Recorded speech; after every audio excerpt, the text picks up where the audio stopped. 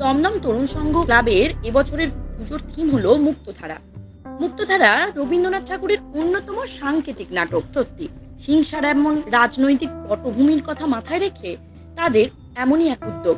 পুজো উদ্যোক্তারা বলেছেন, প্রকৃতির পায়ে যেমন শেকল পরিয়ে বিভূতি সকল শিবতরাইবাসীকে চরম কষ্টের মধ্যে ফেলেছিল, ঠিক তেমনি যুবরাজ করেছিলেন প্রতিটি ঘরে ছেলে মেয়েকে কাজে লাগিয়ে সেই মুক্তধারাকে মুক্তি দিতে।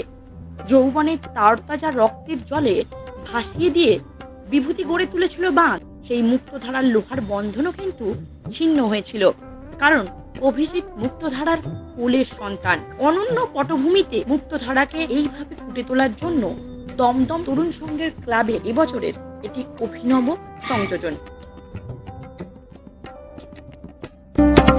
আমাদের সঙ্গে এখন দমদম তরুণ সংঘ ক্লাবের মেম্বার সিঙ্গা এখন এবছরের থিম কি? আমাদের এবার দমদম তরুণ সংঘের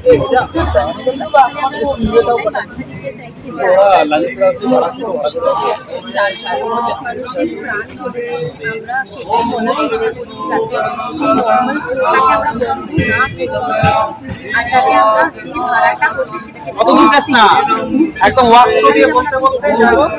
অনেক রকমের পাহাড় দেখানো হয়েছে। এখানে আমরা একটা জলের ব্যবস্থাও করবো, এখানে একটা লকেট দেখানো হচ্ছে।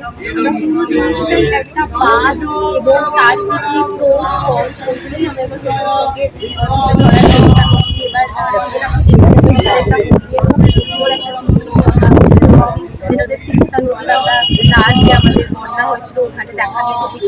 তো আমরা এটাই বার্তা দিচ্ছি যে যাতে আমরা বিরক্ত না করি, আর যাতে ফিউচার প্রজন্মের খুব একটা ভালো স্বাস্থ্যকর লাইফ পায়।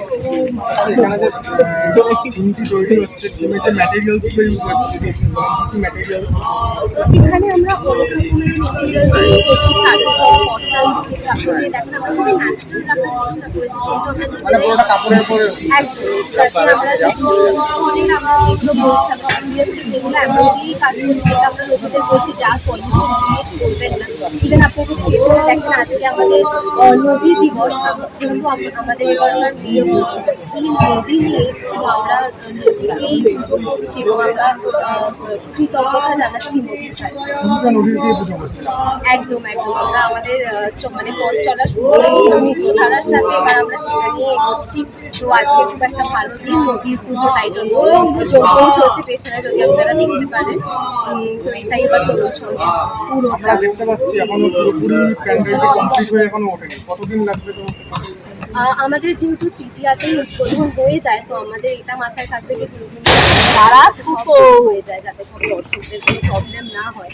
তো আমরা তো বাই মহালয়া আমাদের প্যান্ডেল রেডি হয়ে যাবেন এবং সব দর্শকদের কাছে এটাই অনুরোধ যে আপনারা তৃতীয়ার পরে নিশ্চয়ই আসবেন, খুব ভালো লাগবে আপনাদের, খুব কষ্ট করে প্যান্ডেলটা করা।